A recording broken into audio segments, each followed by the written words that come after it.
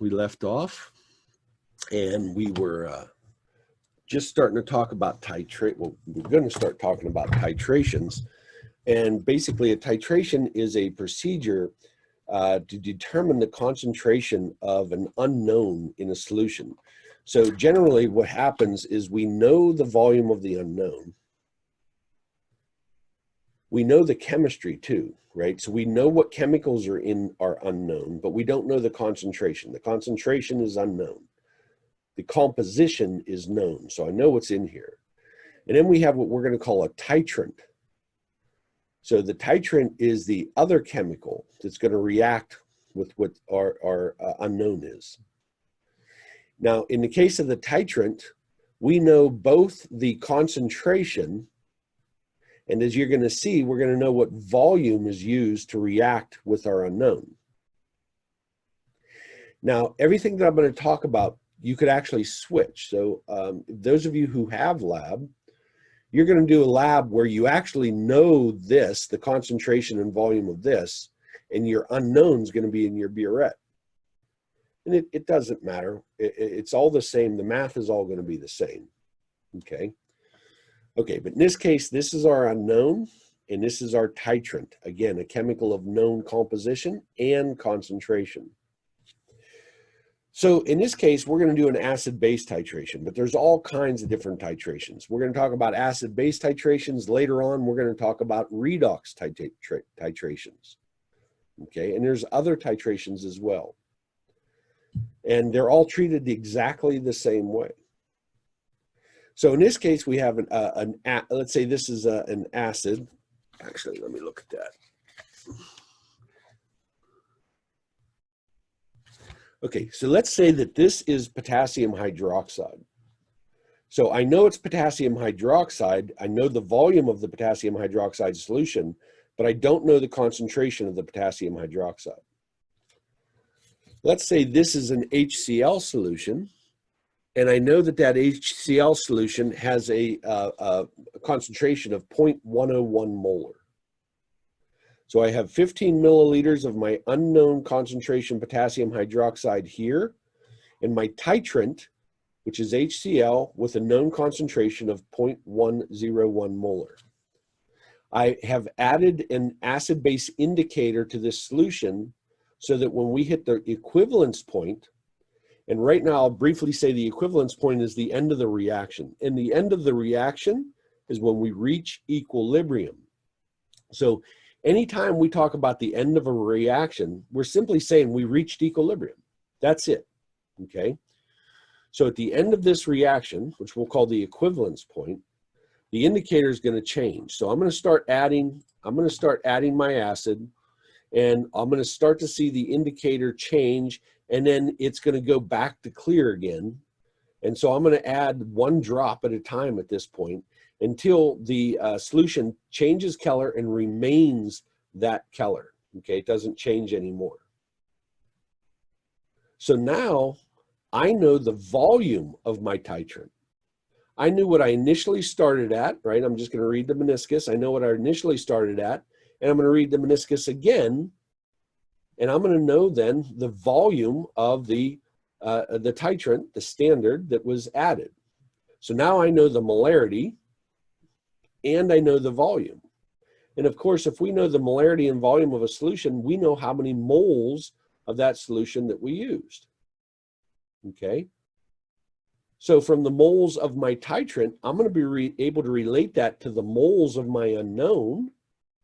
So now I know the moles of the unknown. I know the volume of the unknown. So the moles divided by volume. Now I know the concentration of my unknown. So this is what we call volumetric analysis. Okay.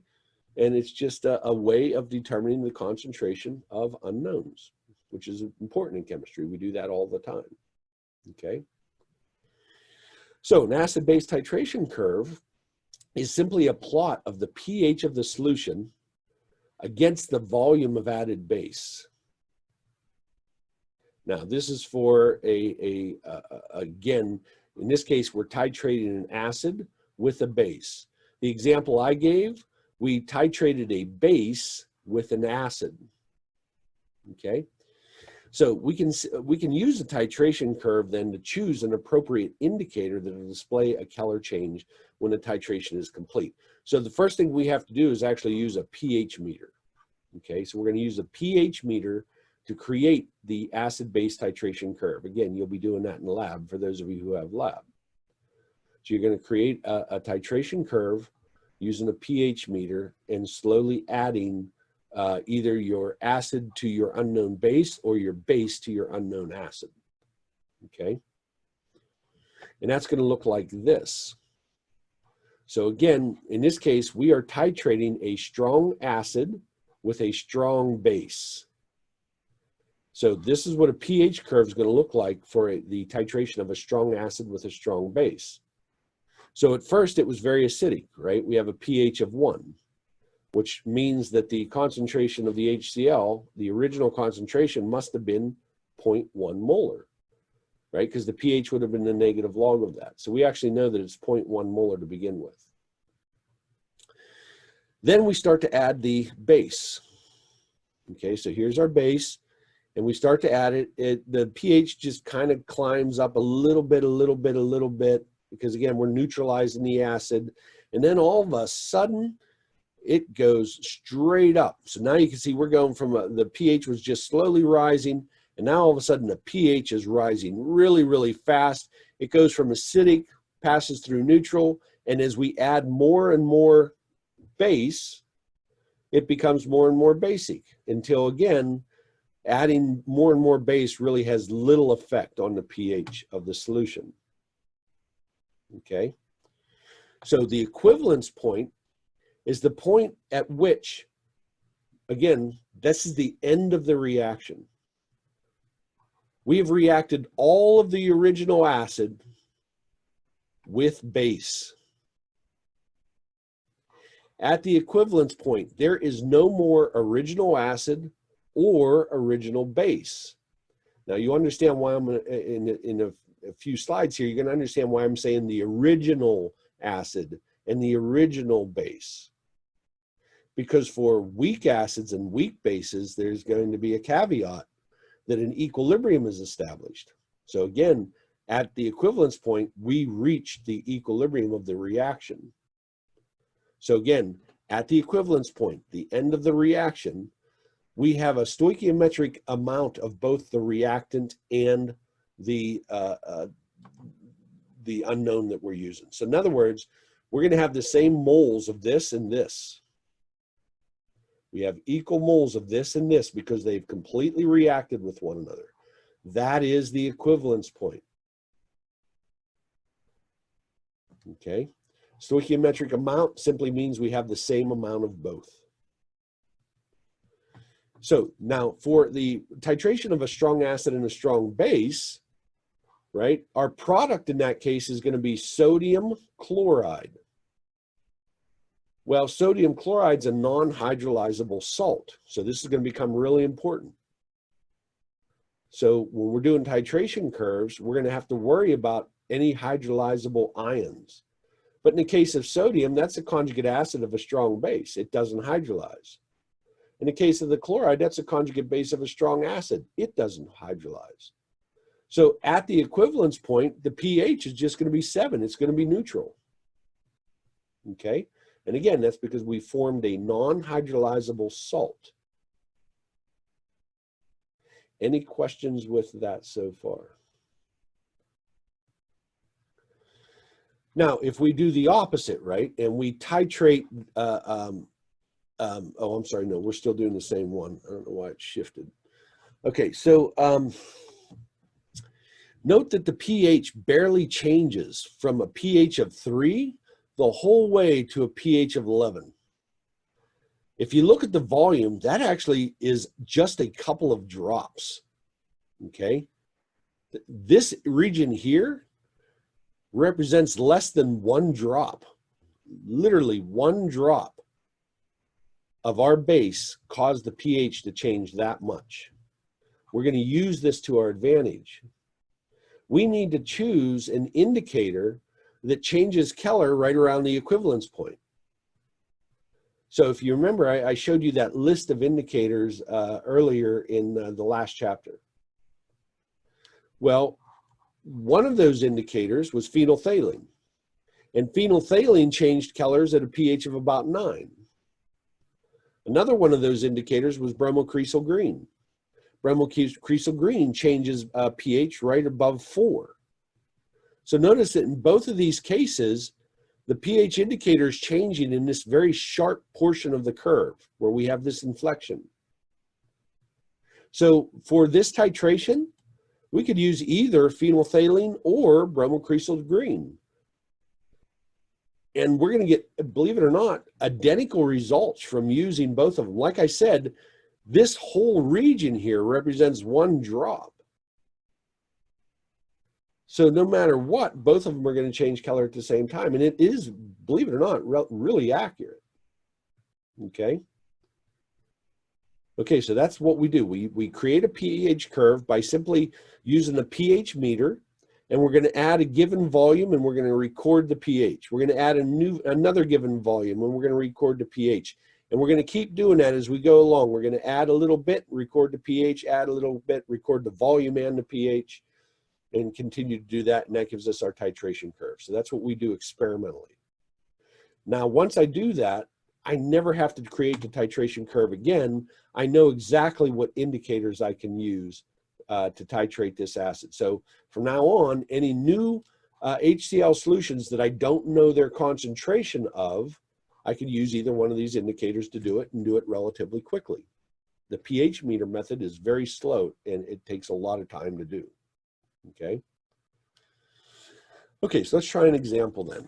Let's say I have a 15 milliliter solution that contains an unknown amount of potassium hydroxide. We're going to titrate this solution with a known concentration of HCl.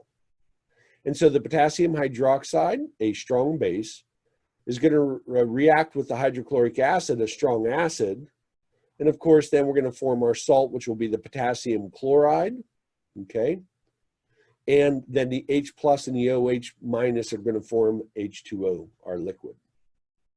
So if it requires 38.2 milliliters of 0.101 molar HCl to completely neutralize the solution, in other words, the same number of moles of this and the same number of moles of this, since it's a 1-to-1 ratio. If there were 2 hydroxides here, then I'd need to double the number of moles of the hydrochloric acid, right? So again, at the equivalence point, you can think of it as there's none of this left at the equivalence point. All of this has reacted with all of this. Then an equilibrium is established. In this case, there'll be no equilibrium because we have a non-hydrolyzable salt. So we expect at the equivalence point, the pH of this solution to be 7. But we can now calculate the concentration of the unknown potassium hydroxide. Again, since we have the volume and the molarity of one of our reactants, the HCl, we know that if we multiply the volume times the molarity, we're going to get the moles of HCl, right? So again, this is moles per liter, so I got to convert my 38.2 to liters, so I'll divide by 1,000. Then this is 0.101 moles of HCl per liter of HCl solution. So the liters of HCl solution cancel, and I'm left with moles of hydrochloric acid. We're interested in the potassium hydroxide, so I can see for every 1 mole of hydrochloric acid reacting, it reacts with 1 mole of potassium hydroxide. So our molar ratio then is going to be 1-to-1. Our moles of HCl are going to be in the denominator, so they cancel. I now have moles of potassium hydroxide. Now, to get the concentration of potassium hydroxide, I just got to divide that by liters of solution. So we'll take the 15 milliliters, divide by 1,000, so it'll be 0.0150 liters. And plug that into your calculator, and you're going to get the concentration of the original potassium hydroxide solution then was 0.257 molar. So any questions about titration?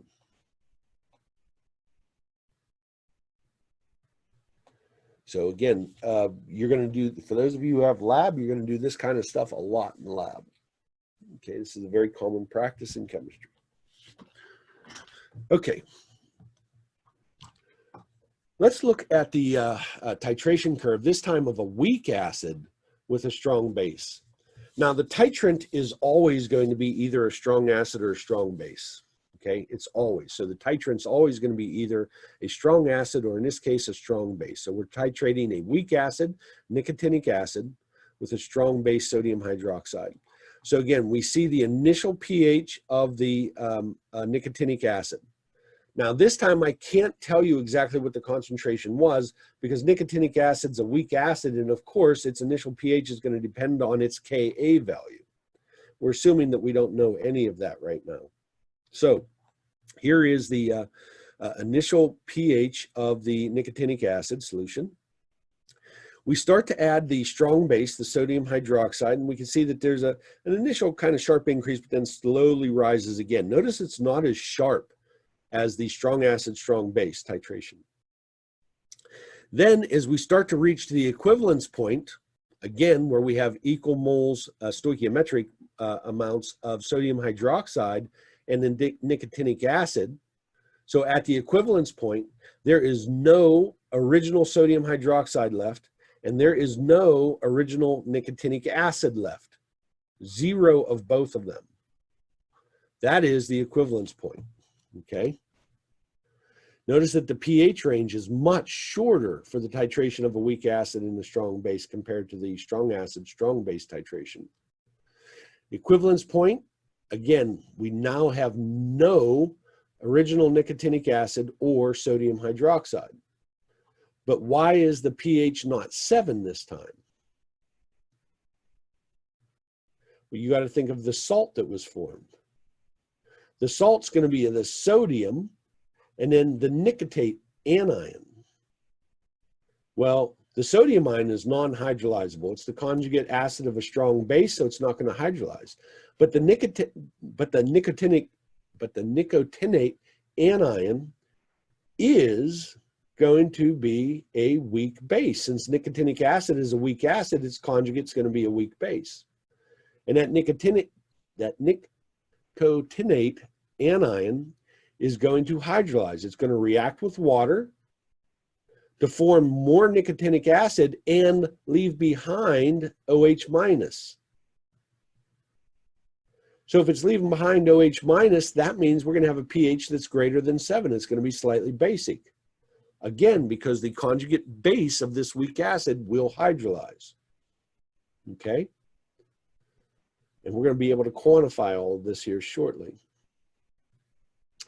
Now, let's look at our indicators again. So here's our bromocresol green. Well, we don't want to use that because that's not even changing colors when we're even close to the equivalence point. But phenolphthalein is, right? So it's changing right there almost at the equivalence point. So this is why phenolphthalein is used a lot. So phenolphthalein is used whenever you're titrating a weak acid with a strong base. We just use phenolphthalein because it's always changing right in the area that we expect that pH change to occur. Okay, so the reality is we don't even need to do a titration curve if we know it's a weak acid or if we know it's a weak base. We already know that if it's a weak acid, we're going to use phenolphthalein. If it's a weak base, we can use bromocresol green, which I'll prove to you here in a second. Okay. So let's try another example. So this time I have a 30 milliliter sample of acetic acid, and it was titrated with 0.2 molar sodium hydroxide. So there's our weak acid being titrated with our strong base. I want to know, what is the pH at the equivalence point, given that it required 15 milliliters of sodium hydroxide to reach the equivalence point? Okay. So first we'll look up the Ka for acetic acid because we're going to need to know that when we determine the pH at the equivalence point. First, we need to write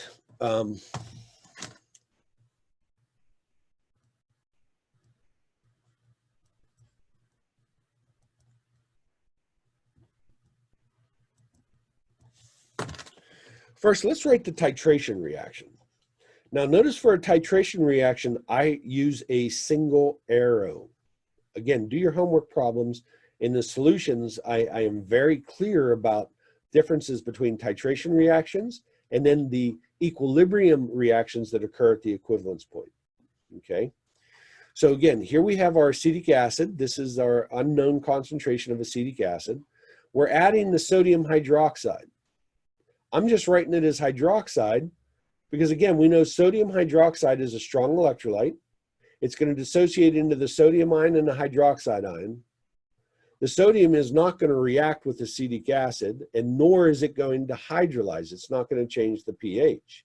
So we could ignore it. It just ends up being a spectator ion in the titration. So when you're doing titration reactions, you always want to work from the net ionic equation. That way there's less species there to confuse you. So the sodium ion canceled out as a spectator ion, and it left us with the hydroxide, and then it's going to water and the acetate anion. So at the equivalence point, there is none of this left. It is all product. At the equivalence point, there is none of this left, and it's all product. So, and that's what I just said there. So in this example, if exactly 15 milliliters of 0.2 molar NaOH was required to reach the equivalence point, we know then we can calculate the number of moles of the hydroxide ion, right? Since we have the volume and molarity, we know the moles of the hydroxide ion. And therefore, we know that that many hydroxide ions reacted with that many acetic acids. So there's now no acetic acid and there's no hydroxide. But since it's a 1-to-1 ratio, I know that this is the same number of moles of acetate. Does everybody see that? I now know exactly how many moles of the acetate. Remember, none of this is in there. It's gone. And all I have is the acetate. And I'm going to have this many moles of acetate. Again, since it's a 1-to-1 ratio to form one of the acetates. So now we're going to calculate the concentration then of the acetate. So like I said, since we know the volume and molarity, we are going to take the volume of the sample of acetic acid. We're going to multiply that by the concentration .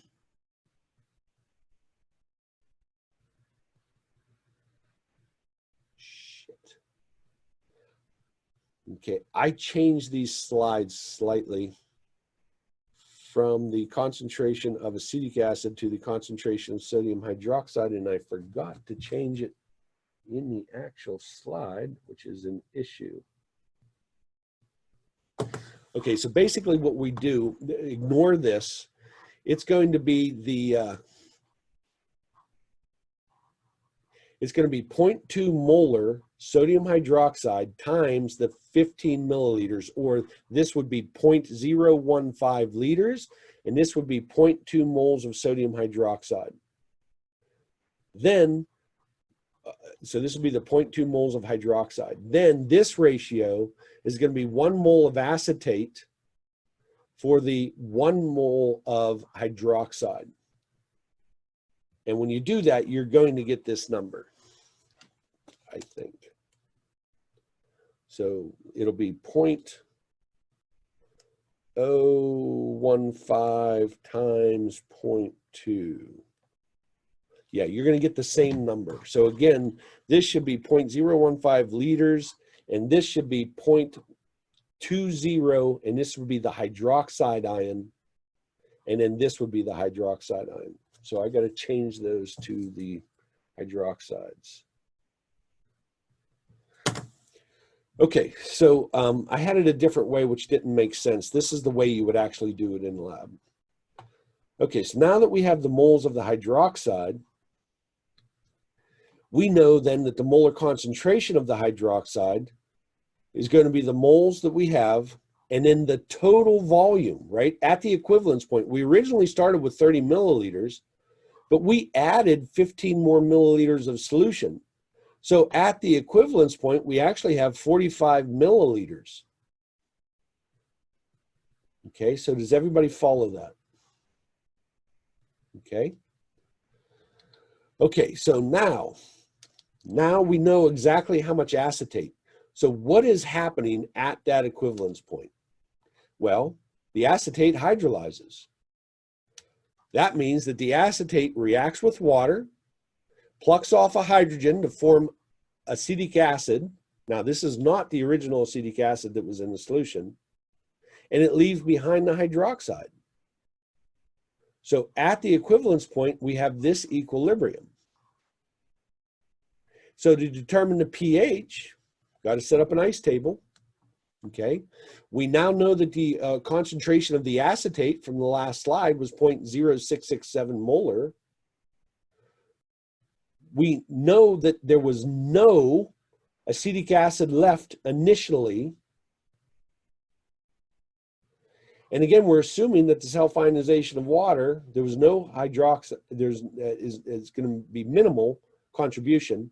And the sodium hydroxide that was added was completely reacted with the acetic acid. So it's also going to be 0.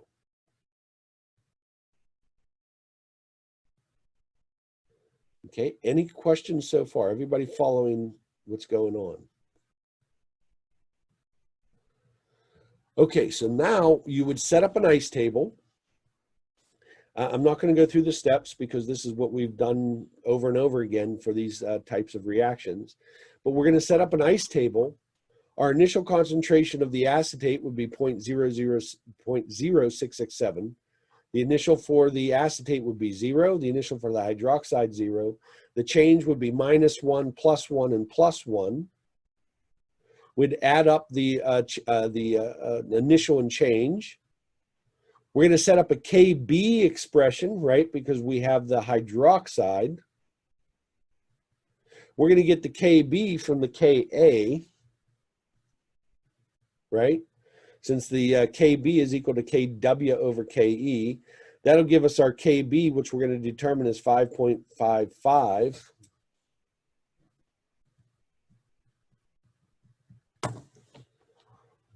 And then you're going to do your Cb, which will be this, right? The concentration of the base, divided by the Kb, and you're going to find out that that number is greater than 100. That's going to allow you to ignore the -x term. You're then going to solve for the concentration of the hydroxide, which should give you 6.08 times 10 to the -6. Take the negative log of that, which would be the pOH, and then 14 minus the pOH is going to give you a pH of 8.78. Okay? As practice, you should do this to make sure that you're getting the same numbers. Okay, any questions about any of that good stuff?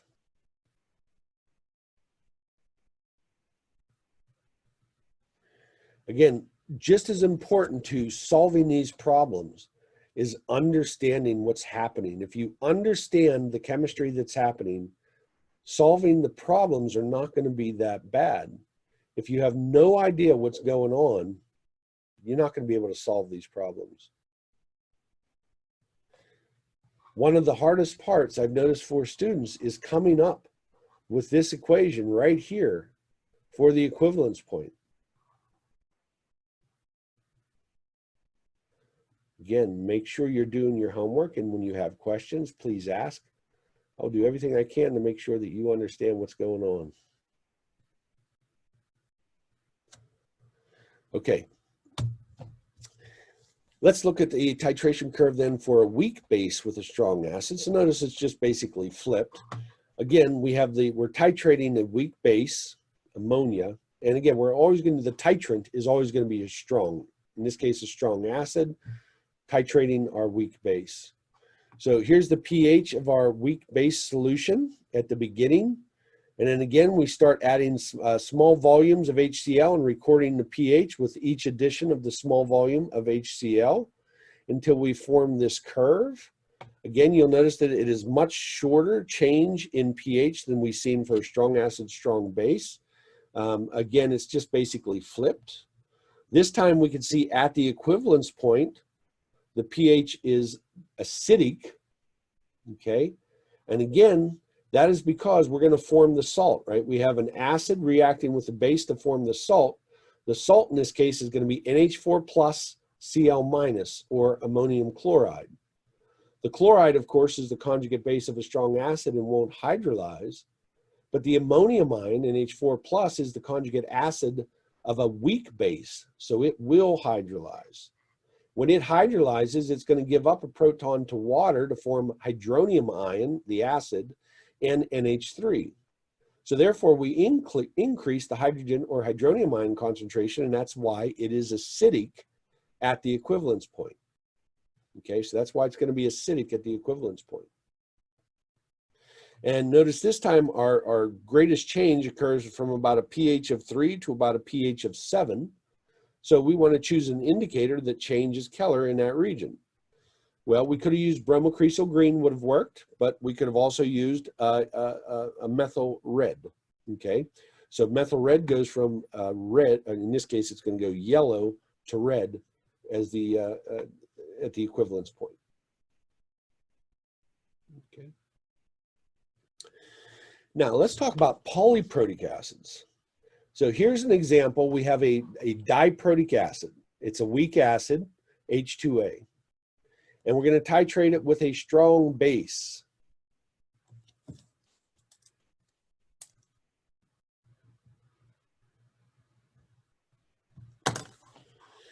And so again, we start off with our acid. Okay, it's a polyprotic acid. So the initial concentration was going to be a pH less than 1, of course. Then we're going to start adding the base and recording the pH as we add the base along. And then all of a sudden, you're going to see this steep change. And we can see this time, though, the pH of the first equivalence point is actually acidic and not basic. Right? For the weak acid, the equivalence point occurred in the basic region. But for the polyprotic acid, this time I can see that it's occurring in the acidic region. And that's because at that first equivalence point, we've only taken off one of the H's, and we're left with HA minus.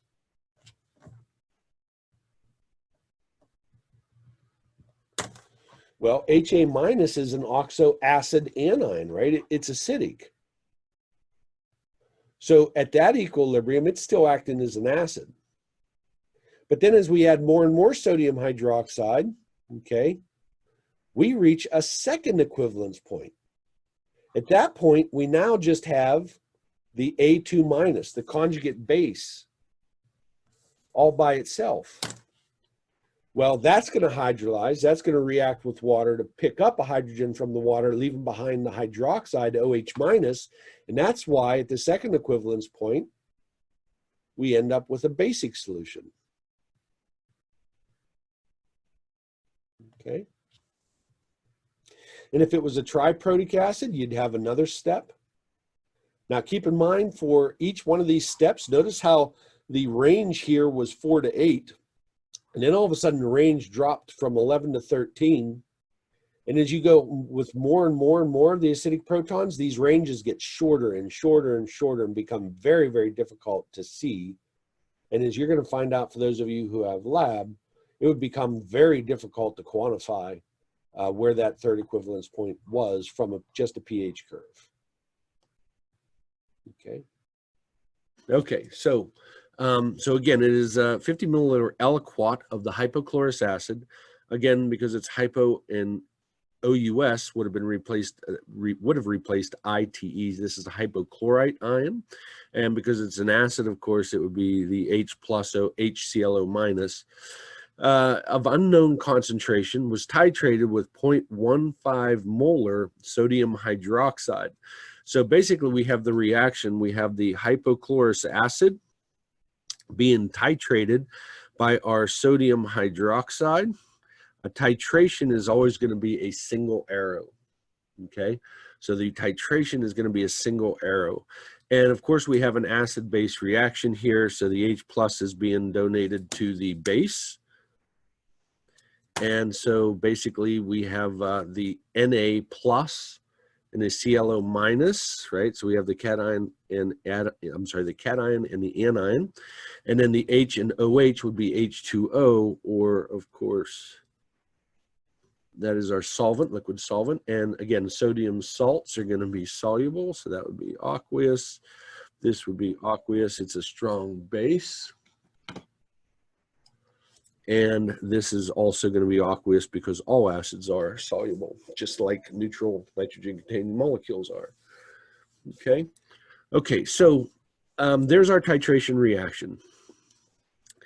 Now it says it required 35.8 milliliters of the standardized solution. So in other words, it's saying that we used 35.80 milliliters, and it already gave us the concentration of 0.105 molar.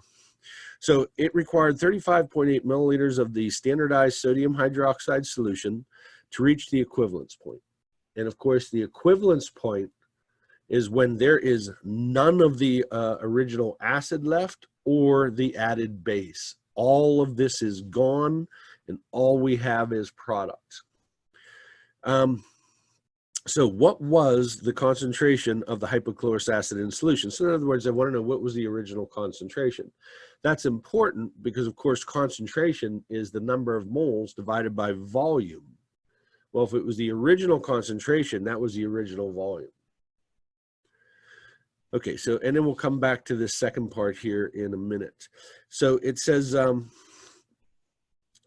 so first we want to know what the concentration is. So we want to know what was the original concentration of the hypochlorous acid. And again, like we said, that's going to be the moles of the hypochlorous acid divided by the liters of hypochlorous acid solution. The moles we're going to get from our titrant. Again, anytime we have the volume and molarity, we know the number of moles of whatever that is. So in this case, we have 0.03580 liters.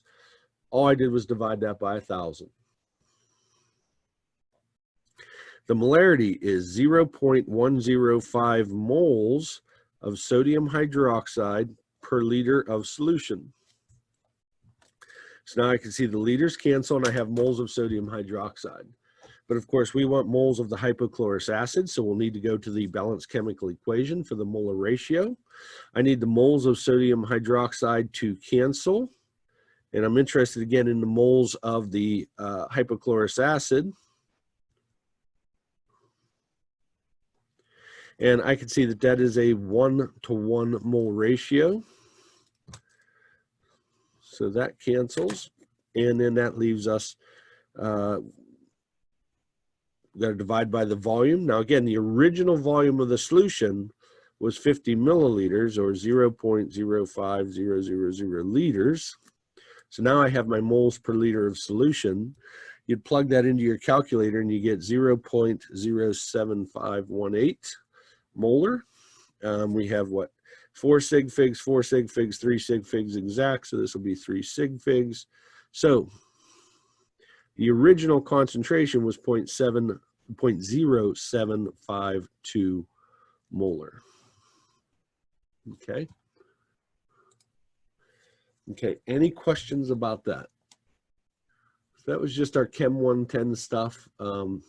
Again, titrations are something that always needs to be done in chemistry. So this is a very common calculation done in the lab.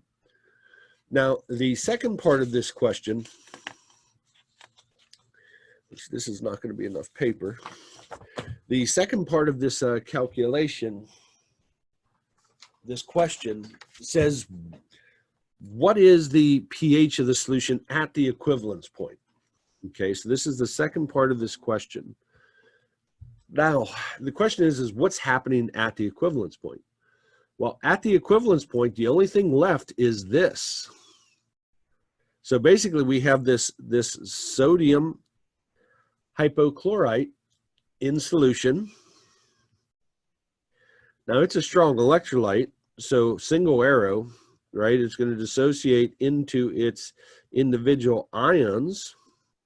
And so this is just a salt. So the question is the cation or anion of this salt hydrolyzable? So Taylor, is the sodium ion hydrolyzable? Will it react with water to change the pH? Yes. No. What would it form if it reacted with water?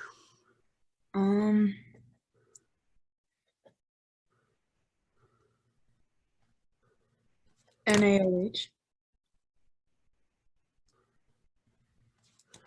So it would form NaOH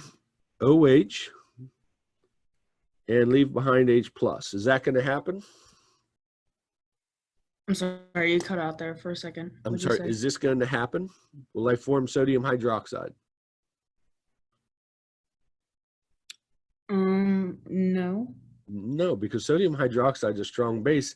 It would immediately dissociate and go back. So that ain't going to happen. What about the hypochlorite?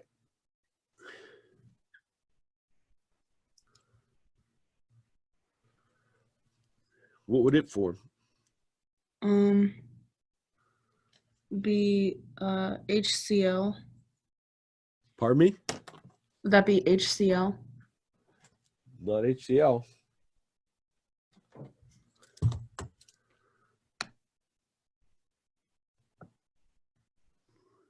And that's a strong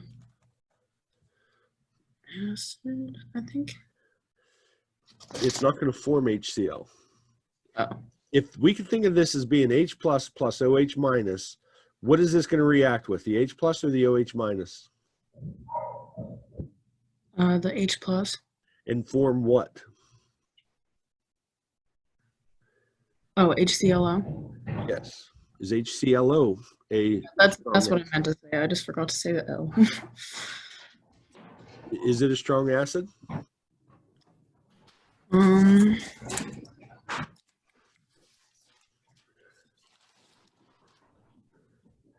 No.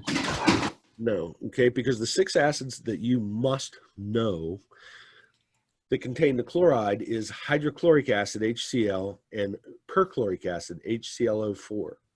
So this is a weak acid. Since this is a weak acid, it actually is going to be in equilibrium, which means we're going to need an ice table.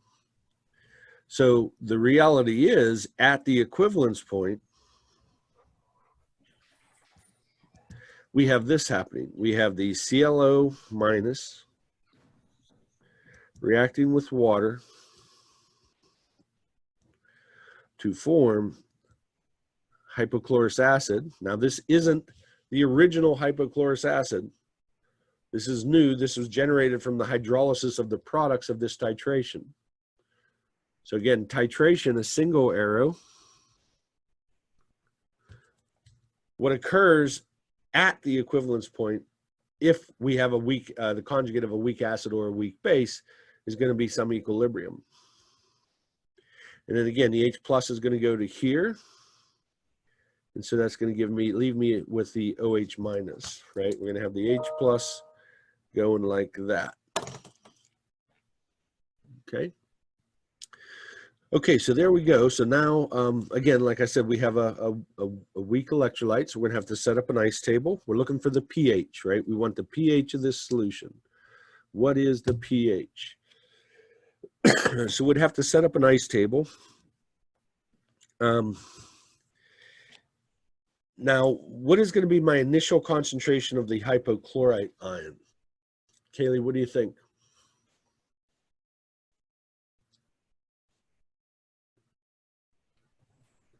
Would it be 0.0752? Well, no, because what is the volume at the equivalence point?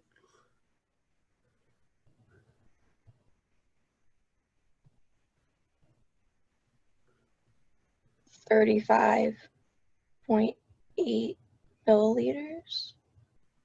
But we started with 50, whoops, I'm sorry. Oh, okay. We started with 50 milliliters to begin with. And then what did we do to it? We added an additional 35.8. So the volume at the equivalence point is different, it's new. So we're going to have to calculate how much of this is actually in solution.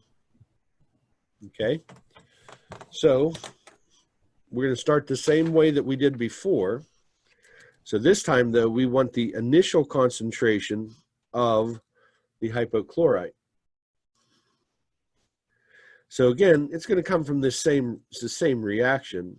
So it's going to be the, we're going to have to use the titrant again. So that was the 35.8 milliliters of the sodium hydroxide with a concentration of 0.105 moles of sodium hydroxide per liter of solution. We'll use our balanced chemical equation to relate the sodium hydroxide, this time to the sodium hypochlorite. Remember, this is a strong electrolyte. The sodium hypochlorite is a strong electrolyte, completely dissociates. It's a 1-to-1 ratio between the sodium hypochlorite and the hypochlorite ion. So I'm just going to put here then 1 mole of the hypochlorite. So now the moles of sodium hydroxide cancel. And we divide this now by the volume. Now this is the total volume at the equivalence point. So it was the original 50 milliliters and then the 35.8 milliliters that we added.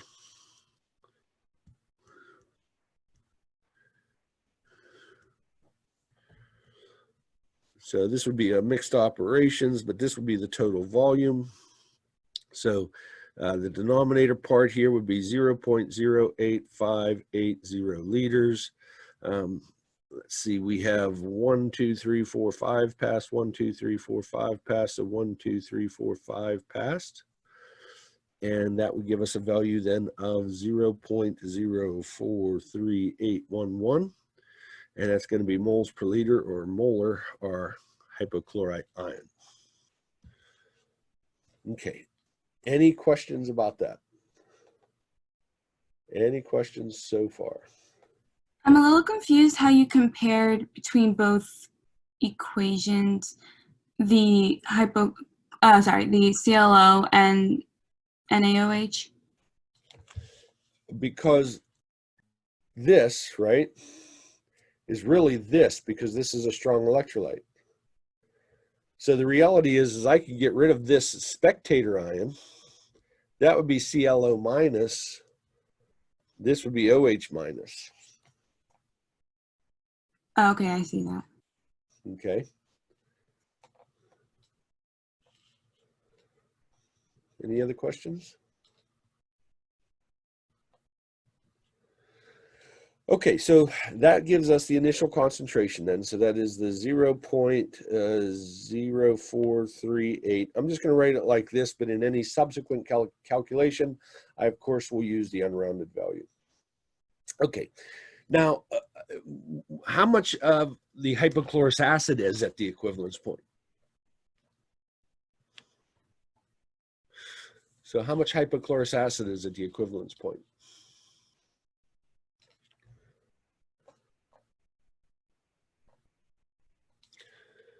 Hannah, what do you think? None. None, right? It all reacted. It's gone. There's nothing left. So 0. How about the sodium, how about the hydroxide ion? Also none. Also none. Again, any hydroxide that we added completely reacted with the hypochlorous acid, so there would have been none of that. And again, we're going to ignore the self-ionization of water, assuming that would be a very small amount. Okay, so now we got our change always the same. We're going to lose our reactant, so minus 1x. We'll gain our product, so plus 1x. Plus 1x for the hydroxide. At equilibrium, we just add the two, so 0.0438 minus x. 0 plus x is x, 0 plus x is x. And now, of course, we need the equilibrium constant expression. And so that, of course, is that going to be a Ka or a Kb? Michael, what do you think? Ka. Ka, agree, Keenan? I think KB. Yeah. Why Kb? Because, well, because the initial sorry, starting compound as a base. Okay, I'd agree with you, but there's an even easier way. When the product is hydroxide, it's Kb.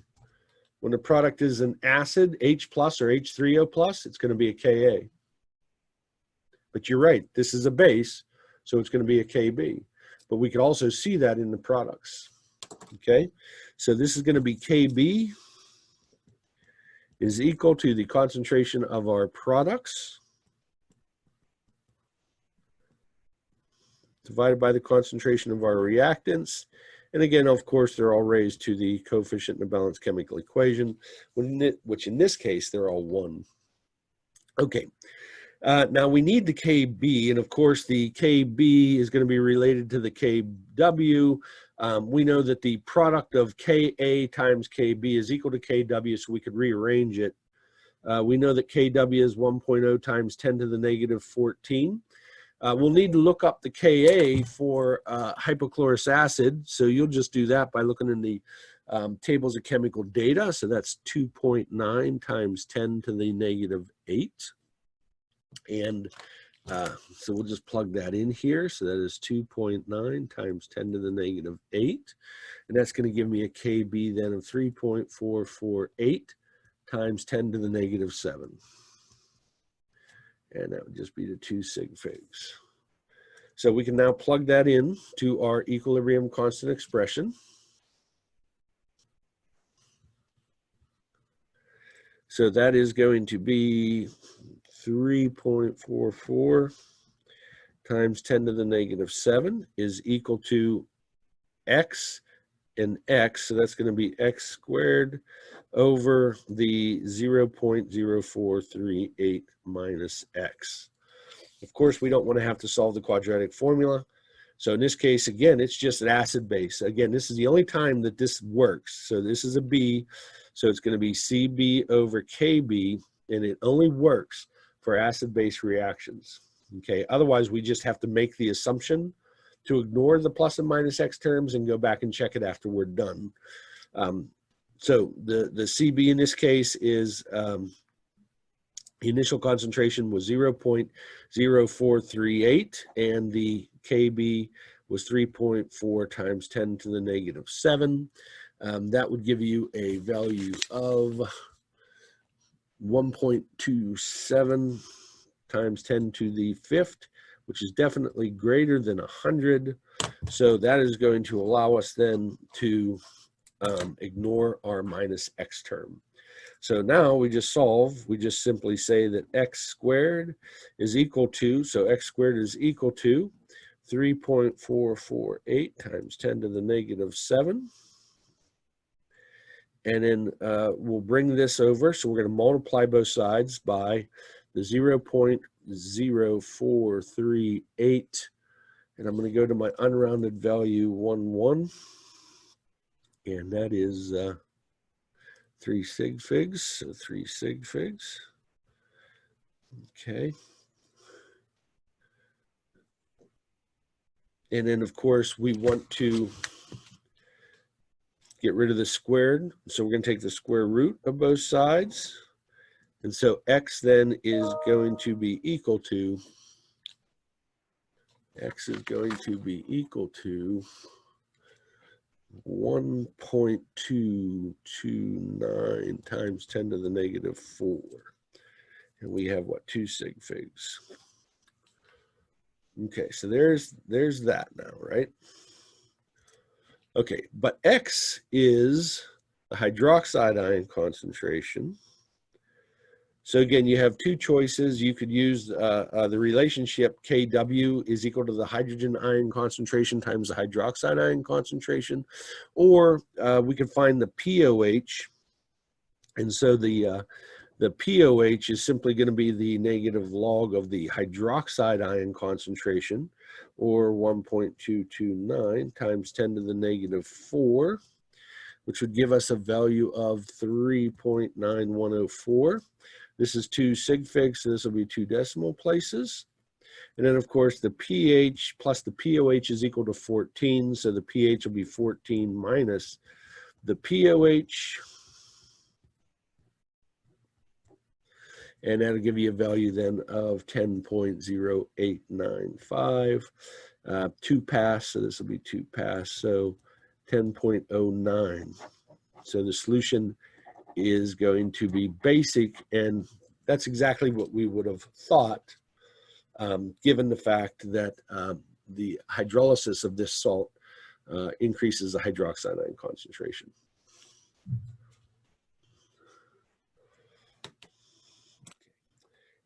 Any questions with that?